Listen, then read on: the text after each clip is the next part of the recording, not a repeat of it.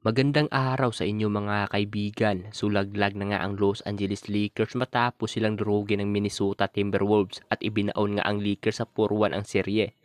Na-upset nga ng Minnesota Timberwolves ang number 3 na Lakers mga kaibigan. Kaya naman aabante na sila sa second round ng playoffs. Ang dahilan kung bakit kinawawa ng Wolves itong Lakers sa serye mga kaibigan ay wala ngang panapat ang Lakers sa mga big man ng Minnesota. Kaya naman dinumina lang ng Wolves ang Lakers sa ilalim ng pinta. Well, mayroon namang si Jackson Hayes ang Lakers. Subalit nakapokus pa rin sa small ball lineup itong si Coach JJ Redick. Ngunit dito nga sa Game 5 ay binangko na ang big man ng Lakers na si Jackson Hayes at hindi man lang nakalaro kahit isang minuto sa laban. Kaya naman masasabi ko na lang talaga na wala ngang adjustment na ginawa itong si JJ Redick. Nung first quarter pa lang ng laban ay alam na ng Lakers na dinumina nga sila ng Wolves sa ilalim ng pinta. Subalit nagmukha pa ring bulag ang coach ng Lakers. Kaya naman ang ending ng laban ay ginagawang mga bata ni Rudy Gobert ang mga players ng Lakers sa ilalim ng pinta mga kaibigan. Dahil malaking butas nga ang ilalim sa depensa ng Lakers. Kaya naman gumawa ng 27 points, 24 rebounds si Rudy Gobert sa loob ng 40 minutes na paglalaro. Sa laban na ito mga kaibigan ay lugi talaga sa mga tangkad na players ang Lakers. At na-out of rebound pa nga talaga ng Minnesota ang Lakers sa 54-37 at na-outscored rin ng Wolves ang Lakers sa 56-40 points in the paint. Sa 40 minutes pa lang na paglalaro ni Rudy Gobert ay hindi talaga naisipang ipasok ni JJ Redick si Jackson Hayes mga kaibigan. Mas mataas pa nga ang minutong nilalaro ni Gabe Vincent na nasa 26 minutes at 3 rebounds lamang. Isamantalang nasa 7 rebound naman si Jared Vanderbilt ngunit nasa 19 minutes lamang mga kaibigan. Aminin man natin na walang upinsa si Bando, subalit napakasipag nga ito kumuha ng rebound at solid na defenders.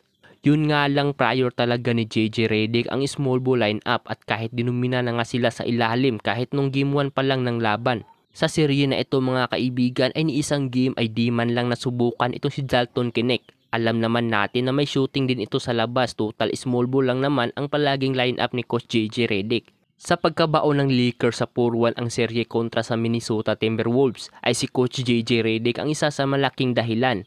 Dahil sa small ball lineup at kulang na kulang sa depensa at rim protector ang Lakers. Malaki ang expectation ng ibang mga NBA fans bago pa man magsimula ang playoffs. Subalit binaon nga lang sila ng 4-1 ang serye sa Minnesota Timberwolves.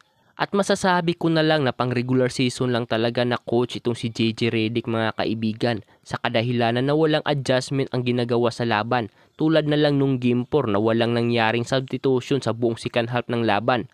23 points si Rui Hachimura at 28.7 rebound, 9 assists si Luka Doncic at 22.7 rebound, 6 assists, 2 steals si LeBron James.